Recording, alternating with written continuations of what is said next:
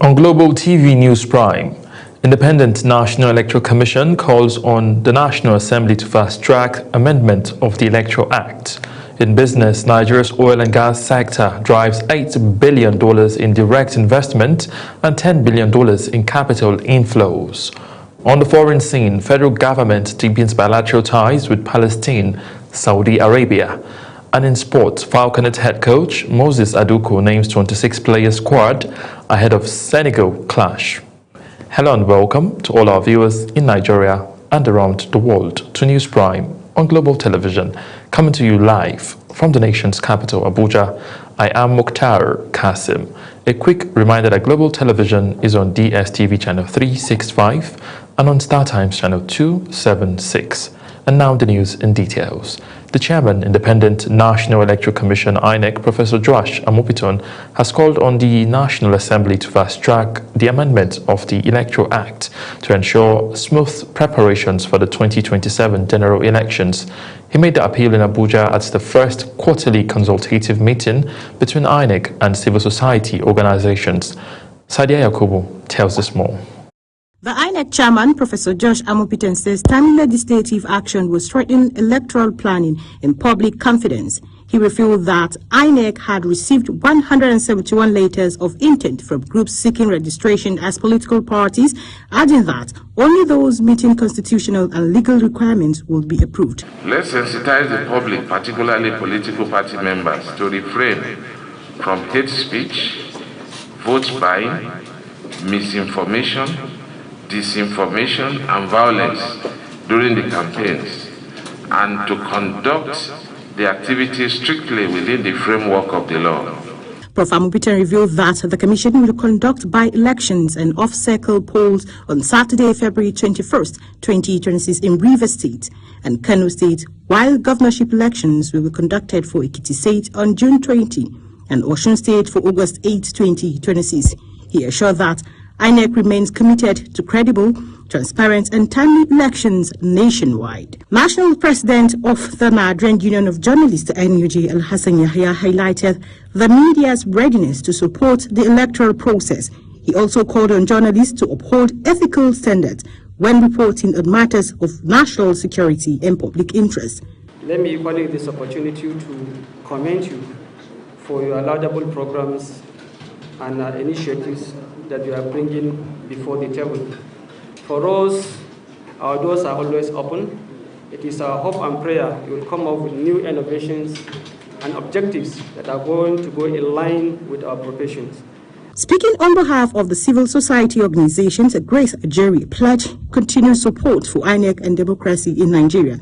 She urged the Commission to take all necessary steps to protect citizens' rights and ensure their vote counts. In the lead-up to the FCT election, as usual, organizations who are going to be observing, organizations who are already making effort to sensitize the community, are also pledging their support to the Commission to ensure that the FCT area council election goes seamlessly, and to also call for INEC to do what is necessary, what is important to be done. As preparations for a busy electoral calendar gather momentum, INEC insists that early legislative action, responsible media engagement, and sustained civil society partnership are critical to safeguarding Nigeria's democracy.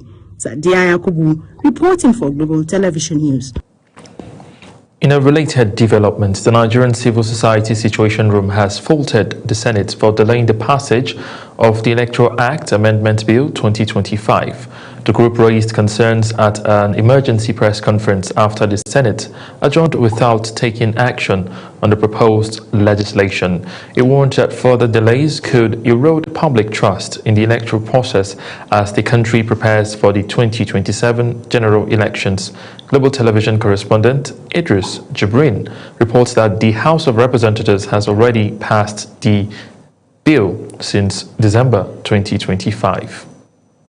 The 2023 general elections were marked by promises from INEC on the wide use of technology, particularly the electronic transmission of results, aimed at improving transparency. The failure of that process later became a major subject of dispute in election tribunals. Now the Civil Society Situation Room says the Senate delay in passing the Electoral Act Amendment Bill could leave INEC with no choice but to conduct the 2027 elections under the current Electoral Act. Results would not be mandatory. It would be at the discretion of INEC. The provision for punishment of election violators will not be implemented. And many of those changes that have been proposed will then be lost because the Senate has refused to discharge its responsibility to Nigerians. The convener of the group, Comrade Zakariau, said the bill was developed after years of consultations and public hearings by committees of both chambers of the National Assembly, noting that INEC is expected by law to publish the timetable for the 2027 elections by April. According to him, if the amendment is not passed before then, the electoral body may be forced to issue its timetable and preparations based on the old law. To patriotic Nigerians across the country that are asking the Senate to, in the next 1 or 2 days, to responsibly pass the amendment bill so that it can be transmitted to the president. And we hope that he would speedily assent to it so that Nigerians would be assured that the improved electoral law would be used for the conduct of the 2027 general elections in this country. The Situation Room is therefore calling on the Senate to urgently reconvene and pass the bill, insisting that the matter is of national importance. From Kano, Idris Jibrin, Global Television News. Let's move away from election matters and tell you that the House of Representatives Ad Hoc Committee investigating agricultural subsidies, intervention funds, aids and grants has summoned the Central Bank of Nigeria, the National Bureau of Statistics and key financial institutions over alleged non-compliance with probe. The committee expressed dissatisfaction with the level of cooperation so far. National Assembly correspondent Anita Patrick reports. Followed a motion raised by the deputy chairman of the committee, Sunday Umeha, during an investigative hearing held in Abuja. Umeha expressed concern that despite several invitations and official letters, the affected agencies and some financial institutions failed to honor the committee's summons. That I am constrained to move this motion to compel NISAL MFP, the Central Bank of Nigeria, SunTrust Bank, Stanbic IBTC Bank, National Bureau of Statistics to appear before this committee. Mr. Chairman, I also move that all the relevant processes for issuance of relevant summons on these aforementioned agencies and of financial institutions. Earlier at the hearing, representatives of Jais Bank, Unity Bank and other financial institutions who appeared before the panel were unable to provide some key documents requested by the lawmakers. The chairman of the ad hoc committee, Jamo Adamu, subsequently directed the banks to submit detailed records of inflows and outflows of agricultural intervention funds, as well as comprehensive information on beneficiaries of the programs. Colleagues paginated. I did the pagination myself. I will do the pagination, sir. So please, this is unacceptable. If you want to come before us, you should come before us. You cannot be going front and forth. You understand? I tried to even paginate. I thought you have that from introduction up to 16th. The committee also questioned the transparency and accountability surrounding the disbursement of the funds, stressing that the investigation is aimed at ensuring that agricultural interventions reach genuine farmers. Responding to the lawmakers' queries, officials of some financial institutions acknowledged gaps in their documentation and pledged to cooperate fully with the committee. We will seek the indulgence of the committee to enable us, put the documents in the order you just mentioned, and probably make an appearance in the next sitting coming up next Wednesday. Dissatisfied with some of the presentations made, the ad hoc committee has now rescheduled its investigative hearing to Tuesday next week, warning that agencies and institutions that fail to comply risk sanctions. From the National Assembly, Aniete Patrick, reporting for Global TV News. Meanwhile, the Speaker of the House of Representatives, Tajuddin Abbas, says the federal government's decision to concession critical national assets in the transport and maritime sector was driven by the need to improve efficiency, attract private sector investment, modernize infrastructure, enhance service delivery, and boost government revenue. Abbas made this known while inaugurating an ad hoc committee to investigate and appraise the performance of concessionaries operating federal airports and seaport terminals, as well as related shipping activities from 2006 to 2025. Again, National Assembly correspondent Anita Patrick reports. The Speaker, represented by a member of the House, Lori Kwamoti, said the review has become necessary nearly 2 decades after the commencement of the concession agreement. Kwamoti stressed that the exercise is aimed at ensuring accountability, transparency, and the protection of national interests, and not to undermine private sector participation. He tasked the committee with examining concession agreements, assessing revenue remittances and other benefits to the federal government, and reviewing compliance with contractual, regulatory, and safety obligations. The scope of this committee's assignment is broad and critical. It includes, but is not limited to, 1. An examination of the terms and conditions of concession agreements entered into from 2006 to 2025. An assessment of revenue flows, remittances, and other beneficial benefits accruing to the federal government and its agencies. Chairman of the committee, Akintayo Kolawole, assured that the panel would strengthen governance, promote accountability, and improve service delivery in the maritime sector, adding that relevant stakeholders in both the public and private sectors would be engaged. The chairman of the Revenue, Mobilization, Allocation, and Fiscal Commission, Dr. Mohammed Shehu, described the assignments as timely and pledged the Commission's full support to ensure improved revenue accruals to the federal government and the Federation account. I call on all members of the committee and all stakeholders we shall engage to approach this mandate with the highest sense of duty, professionalism, and commitment to national interest. I am confident that through rigorous oversight, robust evidence-based analysis, and constructive engagement, what we are always after is how can more revenue be mobilized into the Federation account as well as to the federal government.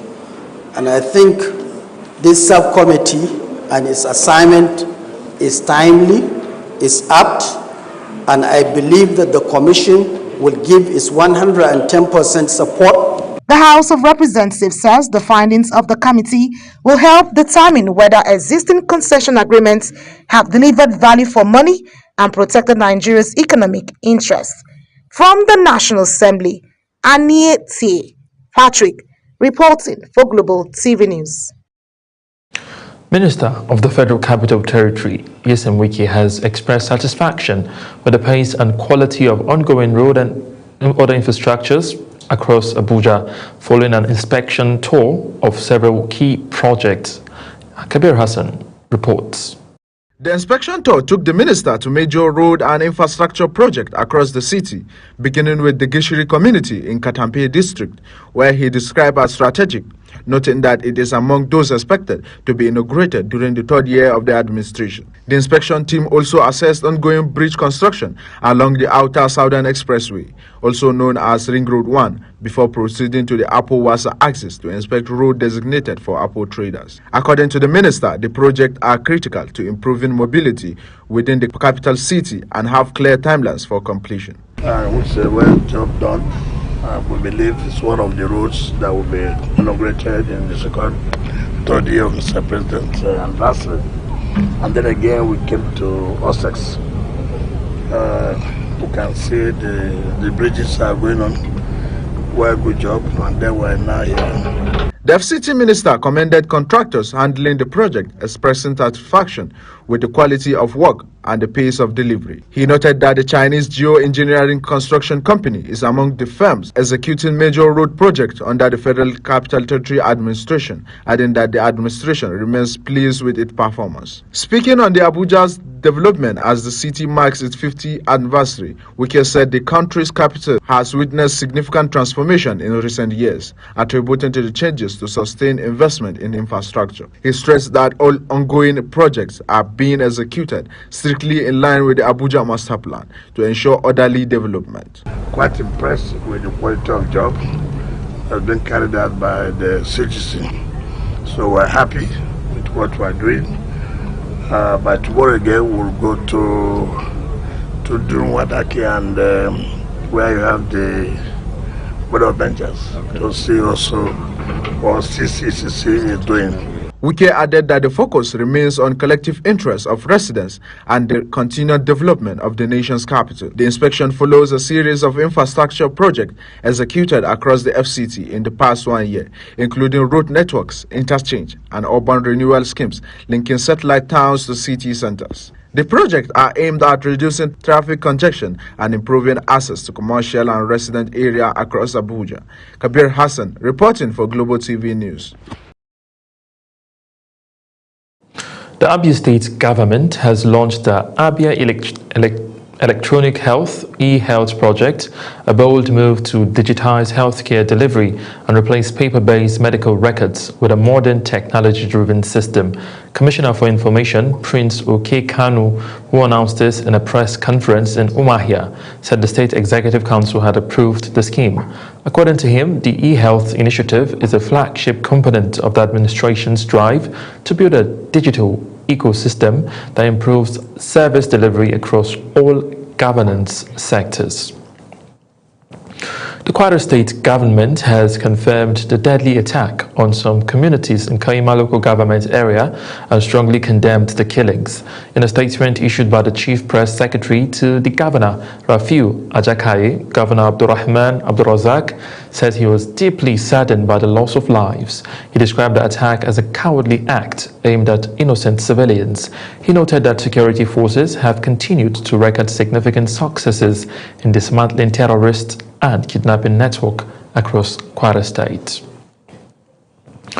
The Emir of Shonga in Kwara State, Haliru Ndanusa, has urged community leaders to prioritize education as a tool to prevent early marriage and protect young girls from harm.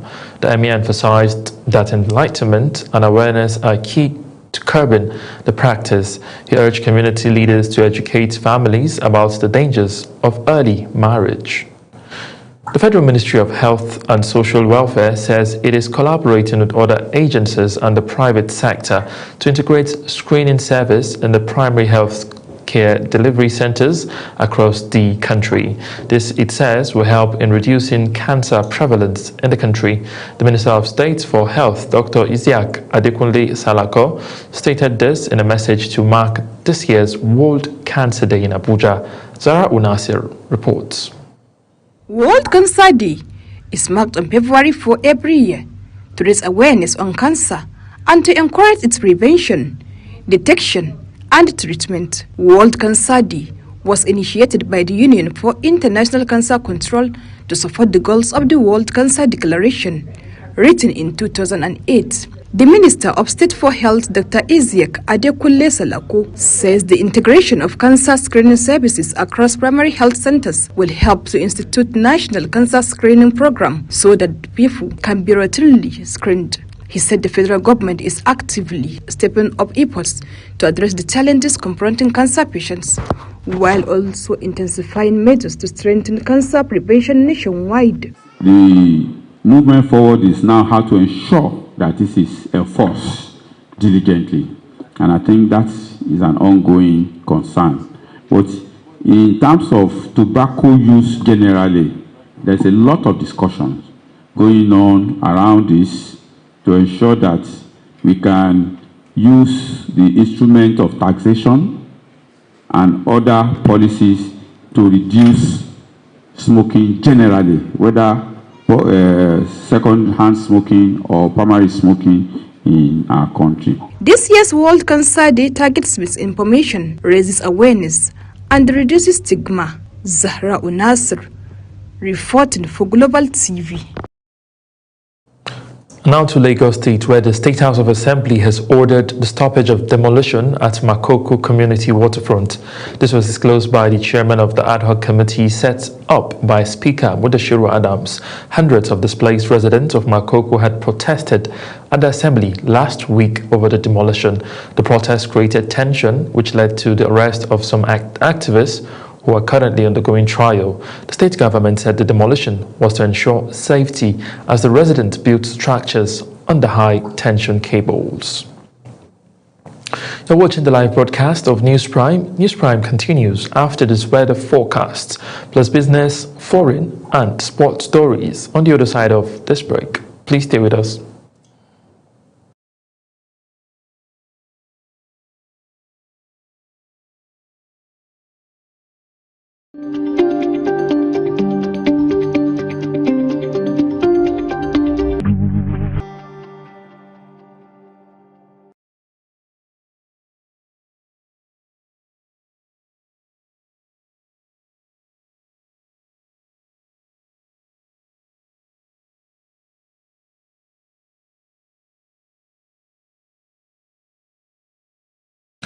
And now to business news, where President Bola Tinubu says reforms of the oil sector have ended an era of underinvestment in Nigeria's oil and gas sector, driving over $8 billion in direct investment and up to $10 billion in capital inflows. The president, who was represented by Vice President Kashim Shettima at the opening session of the 9th Nigeria International Energy Summit 2026 in Abuja, said the divestment of the international oil companies have propelled indigenous production beyond 50% in the last year. President Tinubu announced that his administration inherited a sector rich in potential, yet constrained by inefficiencies, uncertainty, and prolonged underinvestment. The Nigerian Senate has begun moves to amend the 1999 Constitution to increase the federal government's share of revenue from the Federation account, arguing that the existing formula no longer reflects the scale of responsibilities borne by the center. The proposed amendment comes amid renewed debate over fiscal federalism, following criticism by labor unions, civil society groups, and opposition figures that rising allocation to state does not translate into improved welfare for citizens. Under the current revenue sharing formula, the federal government receives 52% of federation revenue. The 36 states get 26.72%, while the 774 local government councils share 20%. Still talking business, the chairman, Ibom Liquefied Natural Gas and Logistics Base Limited, Jimmy Ntwen, has expressed the determination of the company to create more than 1,500 jobs for Akwa Ibom indigents, provide reliable power supply to host communities, and drive the state's industrialization. The chairman, who is also the chief executive officer, confirmed the company's readiness while receiving a 2-year temporary certification of occupancy from the Akwa Ibom state government. He expressed appreciation to the state governor, Umo Eno, for the timely signing and issuance of the certificate, as well as President Bola Tinubu for his renewed hope agenda. The certificate presented by the Commissioner for Land and Town Planning, Dr. Ubong Iyang, follows the company's completion of all statutory requirements and paves the way for the immediate project mobilization, with a long-term certificate of occupancy of over 50 years expected once the construction continues. Officials highlighted the potential to reshape the state's economy and called for strong cooperation among social responsibilities, positioning Ibom LNG as both an economic engine and a community development catalyst for Akwa Ibom State.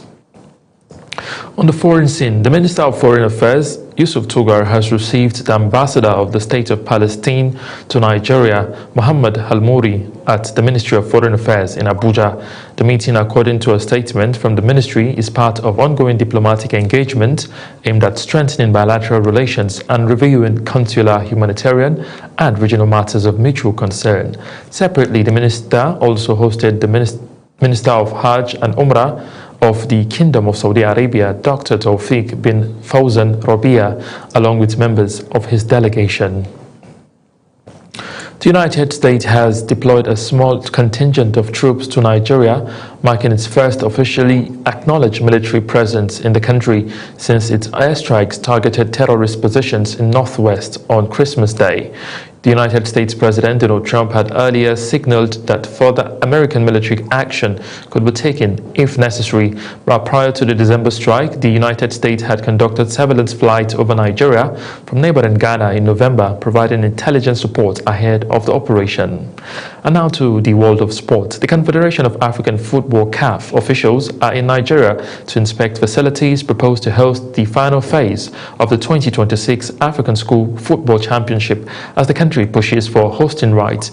Now, the inspection team is expected to arrive ahead of a two-day assessment of the competition venues and support infrastructure in Ikene, Remo and Shagamu, Ogun State. Facilities slated for inspection include the Remo Stars Stadium and training pitches in Ikene, Remo, the FC Ebedia Stadium in Shagamu, as well as hospitals, hotels and accommodation centers in the location. Nigeria's performance during the inspection will determine whether it will meet CAF's technical, safety and logistics standard to host the Under-15 Continental Championship for boys and girls later this year. Still talking sports, Falconet head coach Moses Aduku has named a 26-player squad as Nigeria steps up for the FIFA Under-20 Women's World Cup third-round qualifiers against Senegal. The squad, dominated by players from the Nigerian Women Football League, features standout stars like Bielsa Queens forward Janet Akeru-Wumi and Nasarawa Amazons midfielder Joy Igbokwe, alongside several players promoted from the nation's under-17 side, including Shakirat Abidemi Moshood. And now to basketball. LeBron James will reunite with the United States Olympic teammates Kevin Durant and Stephen Curry as in a potent NBA All-Star game lineup announced on Tuesday. A new-look All-Star game will be divided between three teams, two made up of U.S. players and one from international players. The three teams will play a round-robin mini-tournament before the top two teams in the group face off in a final game. As Global TV News Prime comes to an end, let's take a look at our top stories. The Chairman, Independent National Electoral Commission (INEC), Professor Josh Omibiton, has called on the National Assembly to fast-track the amendment of the Electoral Act to ensure smooth preparation for the 2027 general election. In business, President Bola Tinubu says reforms of the oil sector have ended an era of underinvestment in Nigeria's oil and gas sector, driving over $8 billion in direct investment and up to $10 billion in capital inflows. On the foreign scene, the Minister of Foreign Affairs, Yusuf Tuga, has received the Ambassador of the State of Palestine to Nigeria, His Excellency Mohammed Al-Mouri, at the Ministry of Foreign Affairs in Abuja. And in sports, we brought to you that the Falconet head coach Moses Aduku has named a 26-player squad as Nigeria steps up preparation for the FIFA Under-20 Women's World Cup third-round qualifiers against Senegal. Now that's it on News Prime. A quick reminder that Global Television is on DSTV, channel 365, and on StarTimes, channel 276. Kindly follow us across all our social media platforms, now showing on your screen, using at Global TV NG. I am Mukhtar Kasim, saying a very big thank you for watching.